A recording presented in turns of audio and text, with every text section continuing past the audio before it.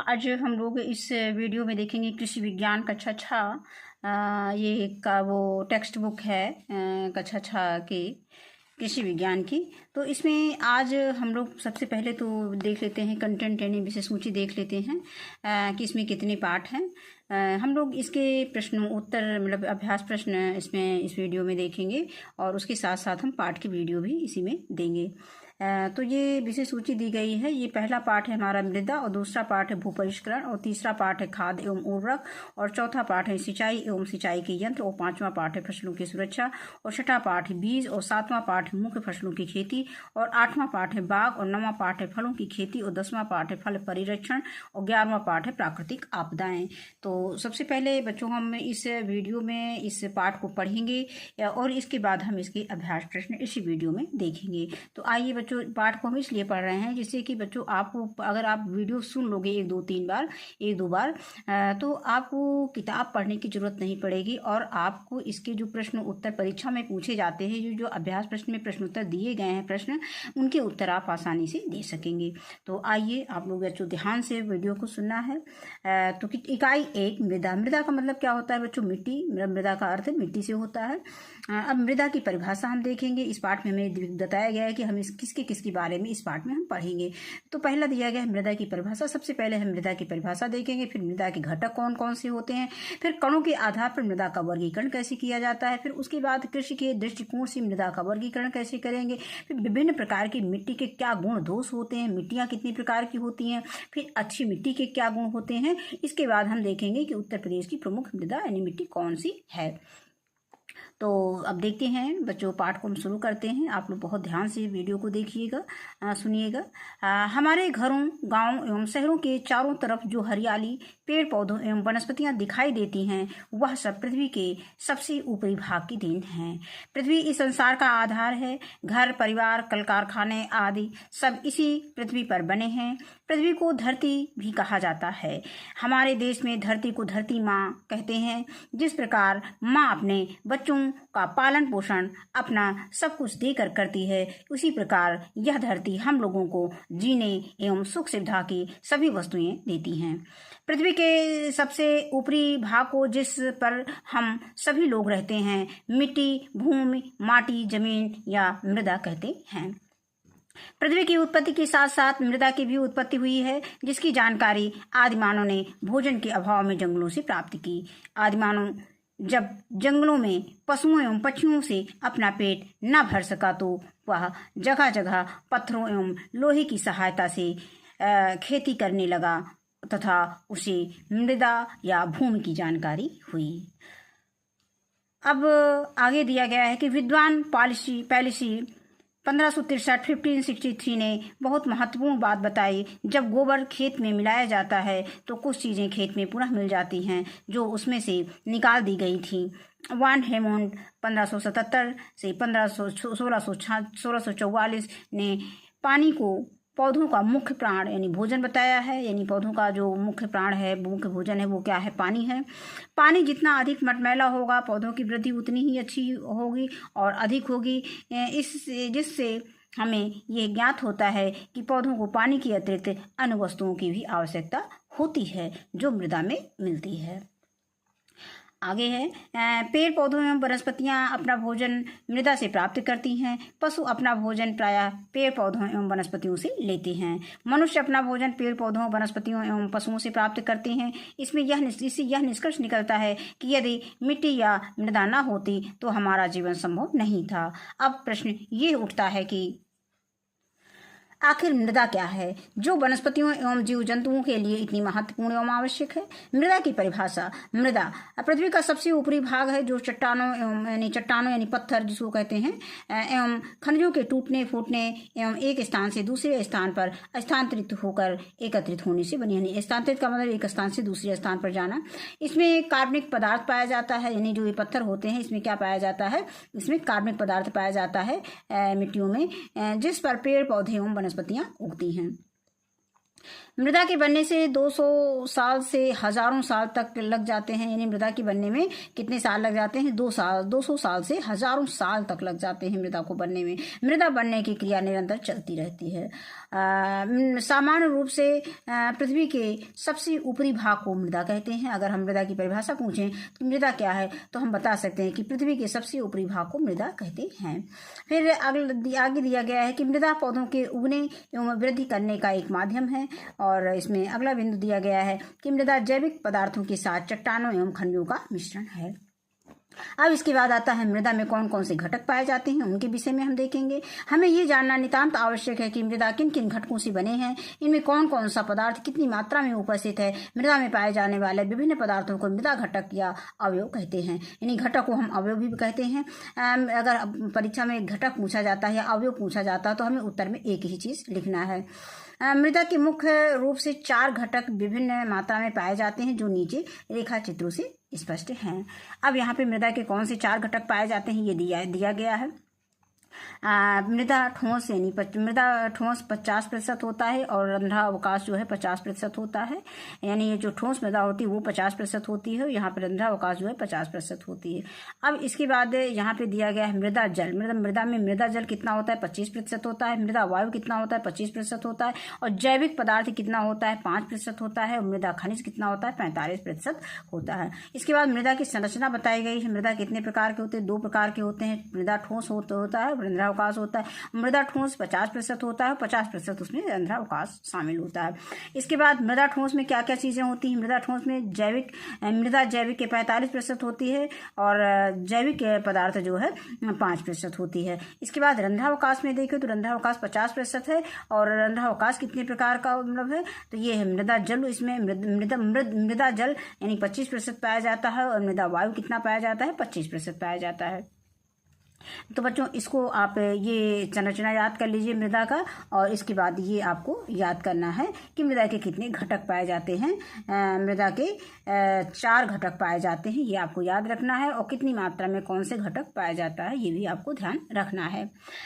तो बच्चों वीडियो आपका थोड़ा सा लंबा हो जाता है, लेकिन हम समझते हैं कि अगर आप वीडियो देख लेते हैं तो आपको किताब पढ़ने की जरूरत नहीं होगी और आपको आसानी से अभ्यास के प्रश्न जो है याद हो जाएंगे।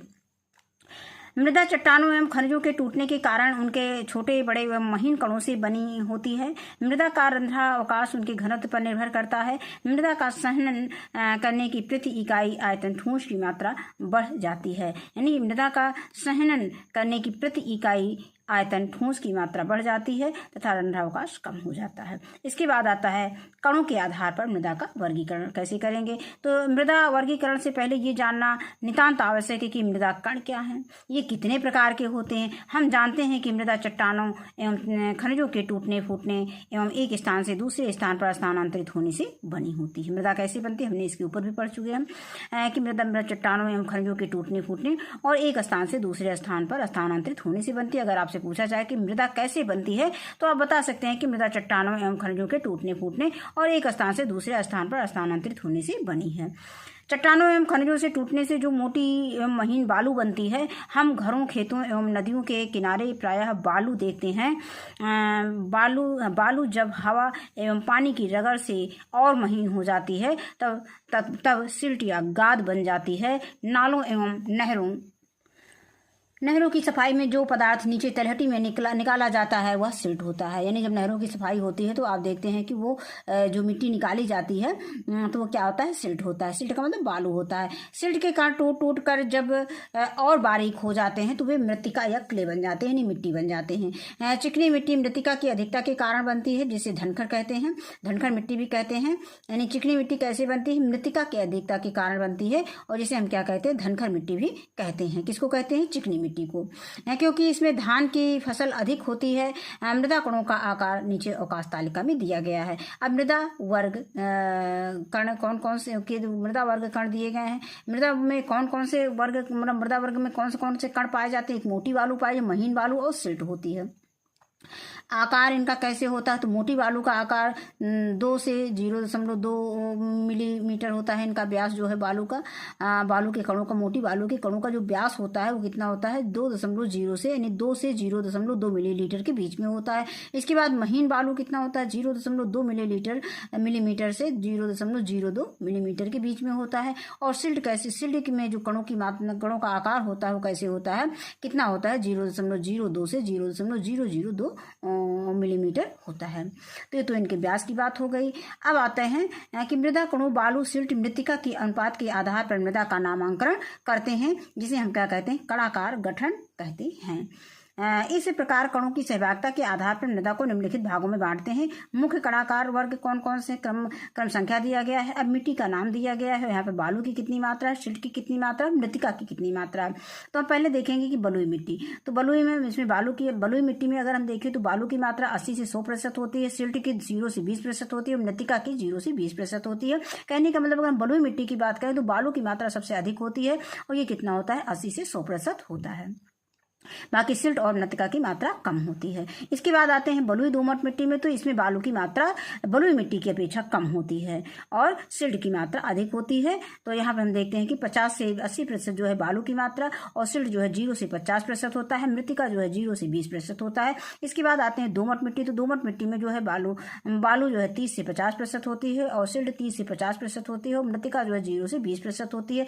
इसके बाद नंबर 4 में सिल्टी है, तो ये 0 से 20% होती है बालू की मात्रा, और इसके बाद सिल्ट की मात्रा 50 से 70% होती है और मृत्तिका की मात्रा 30 से 50% होती है। इसके बाद पांचवा पार्ट है, मतलब पांचवा इसमें जो कणाकार वर्ग है, इसमें चिकनी मिट्टी की बात आती है। चिकनी मिट्टी को हम क्या कहते हैं, मृत्तिका भी कहते हैं। इसका आकार जो है, इसके कणों का आकार कैसे होता है, इसमें बालू की मात्रा कितनी पाई जाती है, 0 से 50% पाई जाती है, यानी इसमें बालू बहुत कम मात्रा में होती है। सिल्ट कितनी होती है, 0 से 50% होती है। मृत्तिका जो है ये 30 से 100% होती है, यानी सबसे ज़्यादा इसमें मृत्तिका की मात्रा पाई जाती है। अब इसके बाद हम देखेंगे नंबर 1 बलुई मिट्टी। जिस मिट्टी में बालू की अधिक मात्रा होती है उसे बलुई मिट्टी कहते हैं। इसमें बालू की मात्रा 80 से 100% तक होती है। प्रायः नदियों के किनारे बलुई मिट्टी अधिक मात्रा में पाई जाती है। बलुई मिट्टी के कण मोटे, खुरदुरे एवं भारी होते हैं। इसमें वर्षा एवं या सिंचाई जल तुरंत नीचे चला जाता है, जिससे मिट्टी में पाए जाने वाले पौधे के लिए आवश्यक पोषक तत्व नीचे चले जाते हैं। इस प्रकार की मृदा में कार्बनिक पदार्थों एवं पोषक तत्वों की कमी होती है। ये कह रहे हैं कि ये मिट्टी जो है नीचे तुरंत इसमें चली जाती है, तो जो उसके पोषक तत्व होते हैं वो भी नीचे चले जाते हैं। इसलिए जो है ये मिट्टी जो है कम उपजाऊ होती है। पर हाँ, बलुई मिट्टी मुलायम एवं भुरभुरी होती है, जिसके कारण इस मिट्टी में जुताई, गुड़ाई, निराई आदि आसानी से की जा सकती है। पानी न रुकने के कारण इसमें उगाई जाने वाली फसलों की सिंचाई बार बार करनी पड़ती है। अतः इस प्रकार की मृदा में उन फसलों को उगाना चाहिए जिसे कम से कम पानी की आवश्यकता होती है। बलुई मिट्टी में कार्बनिक पदार्थ एवं चिकनी मिट्टी मिलाकर इसकी जल साधारण क्षमता को बढ़ाया जा सकता है, यानी इसमें वृद्धि की जा सकती है। यानी कहने का मतलब अगर बलुई मिट्टी में अगर हम चिकनी मिट्टी मिला दें तो क्या होगा कि जो है उसकी जो है वो जल धारण क्षमता में वृद्धि हो जाएगी और पौधों के पोषक तत्वों को कायम रखने की क्षमता बढ़ाई जा सकती है। ऐसी मृदा में अगर हम बलुई मिट्टी में देखें तो कौन कौन से फसलें ली जा सकती हैं, अरहर, ज्वार, बाजरा, मटर, चना आदि फसलों की खेती की जा सकती है। अब इसके बाद आता है नंबर 2 बलुई दोमट मिट्टी। तो बलुई दोमट मृदा में बालू की मात्रा 50 से 80%, सिल्ट की मात्रा 0 से 5% तथा मृत्तिका की मात्रा 0 से 20% होती है। सिल्ट और मृत्तिका की उपस्थिति के कारण इसमें जल धारण करने की क्षमता में वृद्धि होती है तथा मिट्टी हल्की बंधी रहती है। इसमें भी वे सभी फसलें उगाई जा सकती हैं जिनको पानी की कम आवश्यकता होती है। बलुई मिट्टी की अपेक्षा इसमें सिंचाई की कम आवश्यकता होती है। इसमें फसलों की पैदावार अपेक्षाकृत अधिक होती है। बलुई मिट्टी से अगर हम तुलना करें तो बलुई मिट्टी से जो है बलुई दोमट मिट्टी अधिक अच्छी होती है। इसमें जो है फसलें उगाई जा सकती हैं और मतलब जिन फसलों में पानी की मात्रा की कम आवश्यकता होती है उन फसलों को हम इस मिट्टी में उगा सकते हैं और बलुई मिट्टी की अपेक्षा इस मिट्टी में फसलों की पैदावार अधिक होती है। अब नंबर 3 में आता है दोमट मिट्टी। दोमट मिट्टी कृषि के लिए सर्वोत्तम होती है। इसमें बालू एवं सिल्ट की मात्रा 30 से 50% एवं मृत्तिका की मात्रा 0 से 20% होती है। इसमें पौधों के लिए आवश्यक पोषक तत्वों एवं कार्बनिक पदार्थों की मात्रा पर्याप्त मात्रा पाई जाती है। दोमट मिट्टी में हवा एवं पानी का संचार बहुत अच्छा होता है, जिस कारण पौधों की जड़ों की वृद्धि अधिक एवं तीव्र गति से होती है। यानी पौधों की जो वृद्धि की होती है, पौधों की जो जड़ों की वृद्धि होती है वो अधिक तेजी से होती है तथा फसलों की पैदावार बहुत अच्छी और अधिक होती है। किस मिट्टी में? दोमट मिट्टी में। इस मृदा में लगभग सभी फसलें आसानी से उगाई जा सकती हैं, क्योंकि इसकी जल धारण क्षमता अधिक होती है। सूखने की जल को सूखने की क्षमता अधिक होती है। इसमें जुताई, गुड़ाई आदि क्रियाएं आसानी से की जा सकती हैं। अब आता है नंबर 4 सिल्ट मिट्टी। इसमें बालू की बहुत कम मात्रा जो है बहुत कम होती है, यानी बालू की मात्रा बहुत कम होती है और सिल्ट की मात्रा सबसे अधिक यानी 50 से 70% होती है। इसे महीन कणों वाली मिट्टी या गाद भी कहते हैं। इसकी जल धारण क्षमता बहुत अधिक होती है। पानी की अधिक मात्रा होने पर मिट्टी में हवा का संचार रुक जाता है तथा सूखने पर इसमें दरारें पड़ जाती हैं।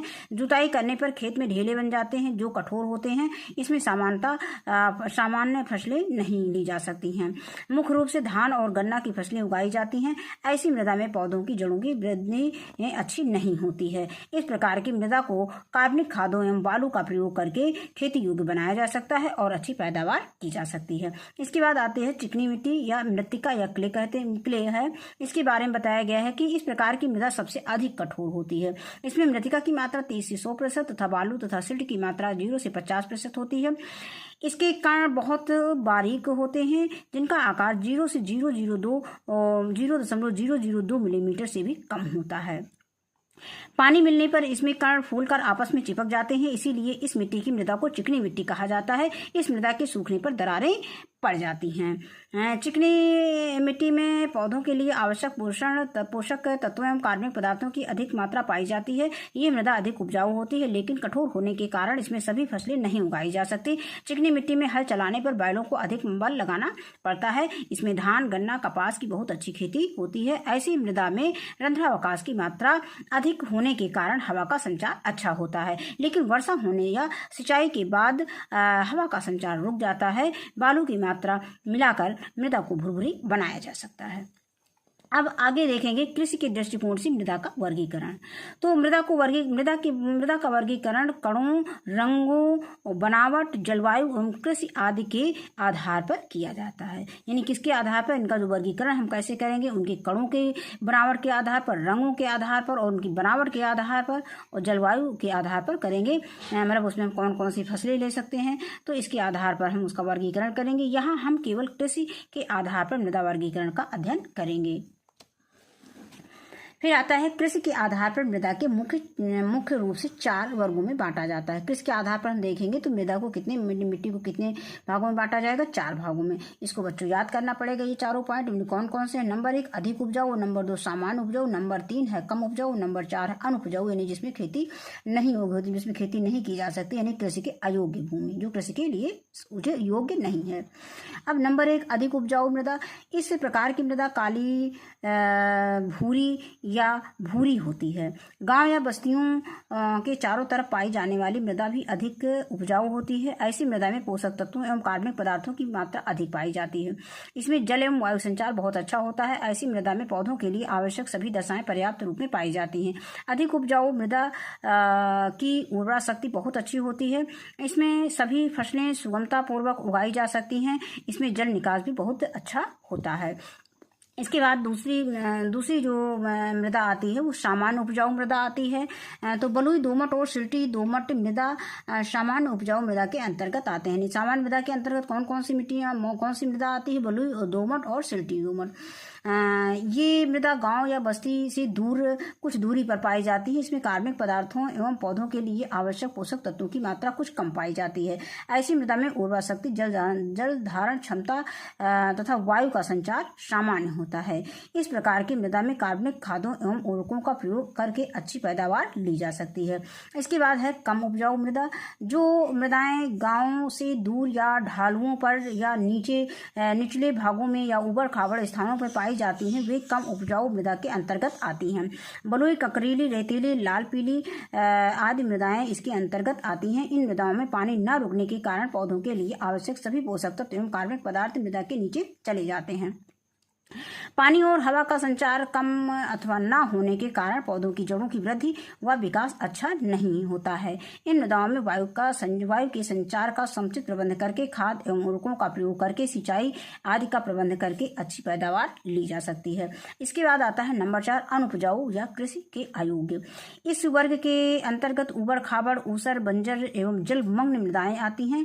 इसमें फसलें नहीं उगाई जा सकती है। भू परिष्करण, सिंचाई, खाद एवं उर्वरक का अच्छा प्रबंध एवं भूमि सुधार का प्रबंध करके कुछ पैदावार ली जा सकती है। ऐसी मृदा में खेती करने से किसानों को कोई लाभ नहीं होता है। ये मृदाएं चारागाह के रूप में प्रयोग की जा सकती हैं। ऐसी मृदा में शीशम, बालू, नीम आदि लगाए जाते हैं। अब अच्छी मृदा के कौन कौन से गुण होते हैं? नंबर 1 मृदा मुलायम एवं भुरभुरी हो और नंबर 2 मृदा में जैविक पदार्थों की अधिक मात्रा हो। नंबर 3 है मृदा की जल धारण क्षमता अधिक हो। नंबर 4 है मृदा में वायु संचार अच्छा हो। नंबर 5 जल निकास की समुचित व्यवस्था हो। नंबर 5 मृदा समतल हो। नंबर 7 है मृदा क्षेत्र के चारों तरफ बड़े पेड़ पौधे ना हो। और नंबर 8 है पौधों के लिए आवश्यक पोषक तत्वों की मात्रा पर्याप्त एवं संतुलित हो। नंबर 9 है मृदा में कंकड़ पत्थर ना हो। नंबर 10 है मृदा का रंग काला या भूरा हो। और नंबर 11 है मृदा एवं फसलों के लिए लाभदायक जीव जंतु एवं सूक्ष्म जीवाणु प्रचुर मात्रा में हो। इसके बाद है विभिन्न प्रकार की मृदा के गुण दोष। अब लाल मृदा की लाल मिट्टी जिसको कहते हैं लैटराइट मिट्टी कहते हैं। इन मिट्टियों का संगठन स्थूल रेत से दोमट या कुछ में मृतिकीय होता है। और नंबर 2 इनका गठन दोमट, रेतीली दोमट या मृतिका दोमट होता है। और नंबर 3 पीएच मान उदासीन से हल्की अम्लीय। और नंबर 4 मृदा का रंग लाल होने के विसरण के कारण होता है, इसमें फेरिक ऑक्साइड पाया जाता है। और नंबर 3 है बालू की मात्रा अधिक होने के कारण ये हल्की होती हैं। और नंबर 6 है नाइट्रोजन, फास्फोरस एवं ह्यूमस की न्यूनता पाई जाती है, कमी होती है। इसके बाद आता है जलोढ़ मिट्टी। ये मृदा कृषि उत्पादन में योगदान देने वाली है। और नंबर 2 है इस प्रकार की मृदा के नीचे अभेद कठोर परत पाई जाती है। नंबर 3 है ये मृदा नदियों द्वारा गाद बहा के लाए जाने से बनती है। और नंबर 4 है यह मृदा उदासीन स्वभाव की होती है। नंबर 5 है इस मृदा में नाइट्रोजन, फास्फोरस एवं कार्बनिक पदार्थों की न्यूनता होती है। इसके बाद आता है लैटराइट मिट्टी। इस प्रक्रिया में जैव तथा खनिज लवण मिट्टी की ऊपरी परत में वर्षा जल के साथ निचली परत में चले जाते हैं। और नंबर 2 है इस मृदा में लोहा, एल्युमिनियम, फास्फोरस एवं ह्यूमस प्रचुर मात्रा में पाया जाता है। नंबर 3 है इस मृदा में कैल्शियम, मैग्नीशियम, पोटाश, नाइट्रोजन एवं क्षार न्यूनतम होते हैं। और नंबर 4 है इस मृदा में ससंजन, सिकुड़न एवं फूलने के गुण नहीं पाए जाते हैं। नंबर 5 है यह मृदा सूखने से अति कठोर हो जाती है। और नंबर 6 है कि यह मृदा आर्द्र उपोष्ण जलवायु में निर्मित होती है।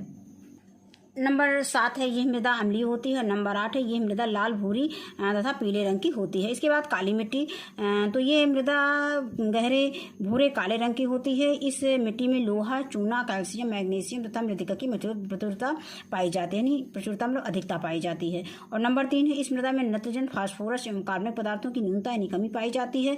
और नंबर 4 है इस मृदा स्वभाव में चिपचिपी एवं सुघट्य होती है। और नंबर 5 है इस मृदा में सिकुड़ने एवं फूलने का गुण पाया जाता है तथा सूखने पर दरारें पड़ जाती हैं। और नंबर 6 है ये मृदा काली कपासी मृदा एवं रेगुर के नाम से भी प्रचलित है। काली मिट्टी को रेगुर के नाम से भी जानते हैं। इसके बाद है उत्तर प्रदेश की प्रमुख मृदाएं, मतलब उत्तर प्रदेश में कौन कौन सी मिट्टी मिलती है। उत्तर प्रदेश में क्षेत्र विशेष के अनुसार विविधता पाई जाती है। संक्षेप में इन मृदाओं का वर्णन निम्नलिखित है। नंबर 1 है भावर एवं तराई क्षेत्र की मृदाएं। ये मृदाएं हिमालयी नदियों के भारी निक्षेपों से निर्मित होने के कारण इनमें कंकड़, पत्थर, बालू की अधिकता होती है। मृदाएं उथली तथा इनकी जल धारण क्षमता कम होती है। गन्ना, धान इन मृदा क्षेत्रों की प्रमुख फसलें हैं। इसके बाद है मध्य के मैदानी क्षेत्र की मृदाएं। ये मृदाएं जलोढ़, कछारी या भात मृदाओं के नाम से भी जानी जाती हैं। ये कॉप मिट्टी, कीचड़ तथा बालू में निर्मित हैं। ये मृदाएं बहुत गहरी तथा पूर्ण विकसित होती हैं। इनमें पोटास व चूने की प्रचुरता तथा फास्फोरस एवं नत्रजन का अभाव रहता है। इन मृदाओं को पुनः 2 भागों में बांटा गया है। अब नंबर 1 है खादर या कछारी मृदाएं। तो ये नवीन जलोढ़ मृदाएं हैं। ये हल्के भूरे रंग की छिद्र युक्त महीन कणों वाली होती हैं। चूना, पोटास व मैग्नीशियम पर्याप्त मात्रा में पाया जाता है। इसके बाद है बांगर मृदाएं।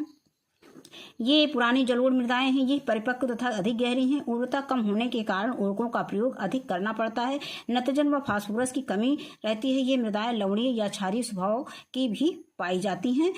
कहीं कहीं मरुस्थलीय, भूर तथा काली मृदाएं भी पाई जाती हैं। इसके बाद आता है दक्षिण के पहाड़ी पठारी क्षेत्र की मृदाएं। ये मृदा चट्टानों के अपक्षय से निर्मित होती हैं। बुंदेलखंड क्षेत्र में ये बहुतायत मात्रा में पाई जाती हैं। ये लाल, परवा, मार, राकर तथा भोंटा प्रकार की होती हैं। अब इसके बाद आते हैं अभ्यास के प्रश्न पर। तो पहला प्रश्न दिया गया है कि सही उत्तर पर सही का निशान लगाएं। तो नंबर 1 है मिट्टी है। तो मिट्टी क्या है? इसमें मिट्टी है। मिट्टी क्या है? पृथ्वी की ऊपरी सतह मिट्टी कहलाती है। इसके बाद दूसरा है फसलें खड़ी रहती हैं।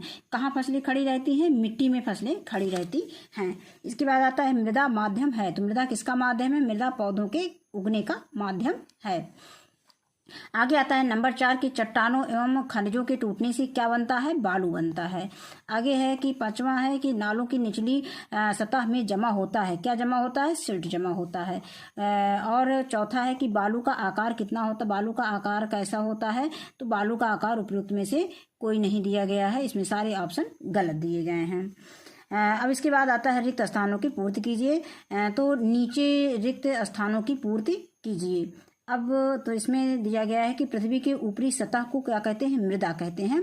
और इसके बाद आदि मानव ने पृथ्वी मृदा की जानकारी भोजन के अभाव में की। और गा है कि मृदा के मुख्य रूप से 4 घटक पाए जाते हैं। और घा है कि बलुई मृदा में बालू अधिक मात्रा में पाई जाती है। अंगा है काली मृदा में मृत्तिका की मात्रा अधिक होती है। और नंबर 4 है कृषि के आधार पर मृदा को 4 वर्गों में बांटते हैं। फिर आता है प्रश्न संख्या 3 कि निम्नलिखित कथनों में सही के सामने सही तथा गलत के सामने गलत का निशान लगाइए। तो इसमें दिया है कि पशु अपना भोजन प्रायः पेड़ पौधों से लेता है। सही है। तो दोमट मृदा कृषि के लिए सर्वोत्तम नहीं है। ये गलत है। आगे अगला कथन दिया गया है इसमें कि चिकनी मृदा के सूखने पर दरारें नहीं पड़ती हैं। ये गलत है। रेतीली मृदा अधिक उपजाऊ होती है। ये गलत है। उबड़ खाबड़ मृदा कृषि के अयोग्य होती है। ये सही है।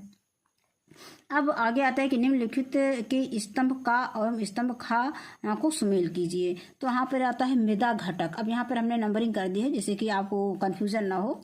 तो यहाँ पे मृदा घटक तो यहाँ पर मृदा घटक को हम खनिज पदार्थ से मिलान करेंगे। यहाँ का को यानी सा से मिला देंगे। इसके बाद है कणों के आधार पर मृदा का वर्गीकरण। तो कणों के आधार पर मृदा का वर्गीकरण, ये बलुई मिट्टी यहाँ पे दा से मिला देंगे। इसके बाद आता है कृषि के आधार पर मृदा वर्गीकरण। तो कृषि के आधार पर मृदा वर्गीकरण अधिक उपजाऊ, इसको आ से मिला देंगे। इसके बाद आता है पेड़ पौधे अपना भोजन लेते हैं। तो पेड़ पौधे अपना भोजन कहाँ से लेते हैं? मृदा से लेते हैं। इसको बा से मिला देंगे। फिर है मृत्तिका कण। मृत्तिका कण कितना होता है? 0.002 मिलीमीटर होता है। और गाद क्या होता है? गाद को सिल्ट भी कहते हैं। तो ये हो गया।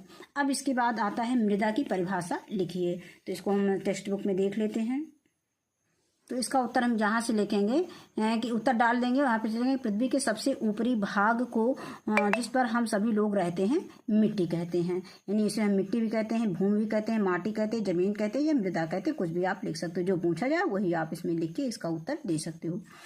अब इसके बाद दूसरा प्रश्न दिया गया है कि मृदा में पाए जाने वाले घटक एवं उनकी प्रतिशत मात्रा लिखिए। तो इसका उत्तर हम यहाँ से लेंगे कि यहाँ से लेंगे कि मृदा में मुख्य रूप से 4 घटक पाए जाते हैं। नंबर 1 मृदा जल, नंबर 2 मृदा वायु, नंबर 3 जैविक पदार्थ और नंबर 4 मृदा खनिज। इतना हम लिख देंगे। इसके बाद अगला प्रश्न इसमें आता है कि मृदा कणों का आकार तालिका में लिखिए। तो हम इसको लिख सकते हैं कि यहाँ से लिखेंगे कि उत्तर डालेंगे, लिखेंगे कि मृदा कणों का आकार नीचे तालिका में दिया गया है। पहले में 2 इसमें बॉक्स बनाएंगे और इसमें पहले में लिखेंगे कि मृदा वर्ग कण और दूसरे में लिखेंगे आकार व्यास मिलीमीटर में। फिर मोटी बालू कितने मात्रा में पाई जाती है, जो 2.0 से 0.2, महीन बालू 0.2 से 0.02 और सिल्ट जो है 0.02 से 0.002 मिलीमीटर व्यास की पाई जाती है। इसके बाद अगला प्रश्न है कि चिकनी मृदा के प्रमुख गुण लिखिए। तो इसका उत्तर हम लिखेंगे कि चिकनी मृदा मृतिका की अधिकता से मिलती है। इसे धनखर मिट्टी कहते हैं। इसमें धान, गन्ना और कपास की बहुत अच्छी खेती होती है। इसके बाद अगला प्रश्न दिया गया उत्तर प्रदेश की प्रमुख मृदाओं के नाम लिखिए। तो हम लिखेंगे उत्तर प्रदेश की प्रमुख मृदा, उत्तर डालेंगे, लिखेंगे उत्तर प्रदेश की प्रमुख मृदाएं। नंबर 1 लिखेंगे भावर एवं तराई क्षेत्र की मृदाएं और नंबर 2 लिखेंगे मध्य के मैदानी क्षेत्र की मृदाएं। इसके बाद अगला प्रश्न आता है कि मृदा घटक का वर्णन चित्र सहित कीजिए। तो मृदा घटक इसमें दिया गया है। इसका उत्तर हम लिखेंगे कि नंबर 1 मृदा खनिज 45%, मृदा पदार्थ 5%, मृदा जल 25% और मृदा वायु 25%। इसके बाद हम ये चित्र बना देंगे इसमें, क्योंकि इसमें चित्र सहित पूछा गया है। मृदा कणों के आधार पर मृदा का वर्गीकरण कीजिए। तो हम यहाँ पर लिख दें कि मृदा कणों के आधार पर नीचे तालिका में मृदा कणों के आधार पर मृदा का वर्गीकरण। तो यहाँ पर मृदा कण लिख देंगे मोटी बालू 2.0 से 0.2 मिलीमीटर इसका व्यास होता है, यानी पहले मृदा वर्ग कण लिख देंगे, आगे फिर आकार लिख देंगे, यानी व्यास इसका मिलीमीटर में। इसके बाद मोटी बालू 2.0 से 0.2, महीन बालू 0.2 से 0.02 और सिल्ट जो है 0.02 से 0.002। बस इतना हमको इस प्रश्न में उत्तर में लिखना है। अगला प्रश्न इसमें दिया गया है दिया गया है कि मुख्य कणाकार गठन के आधार पर मृदा का वर्गीकरण कीजिए और उनका वर्णन कीजिए।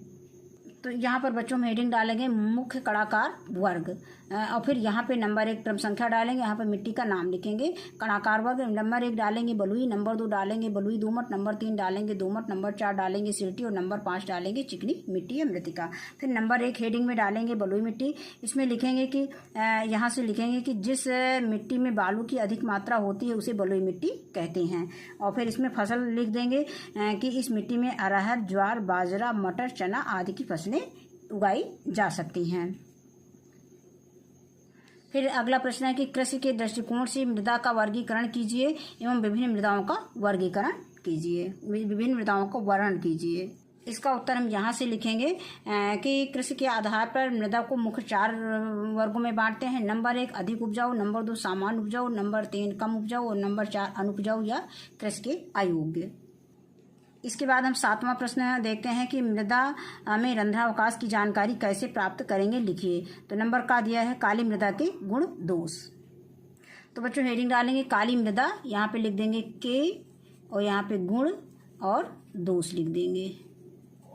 अब यहाँ पे लिखें यहाँ पे ये हमें बिंदु दे देने हैं। नंबर 1 यह भूरे गहरे काले रंग की होती है। नंबर 2 इस मृदा में लोहा, चूना, कैल्शियम, मैग्नीशियम तथा मृतिका की प्रचुरता रहती है। और नंबर 3 है इस मृदा में नाइट्रोजन, फास्फोरस एवं कार्बनिक पदार्थ की न्यूनता पाई जाती है। नंबर 4 है यह मृदा स्वभाव में चिपचिपी एवं सुघट्य होती है। और नंबर 5 है कि इस मृदा में सिकुड़ने एवं फूलने का गुण पाया जाता है तथा सूखने में पर दरारें पड़ जाती हैं।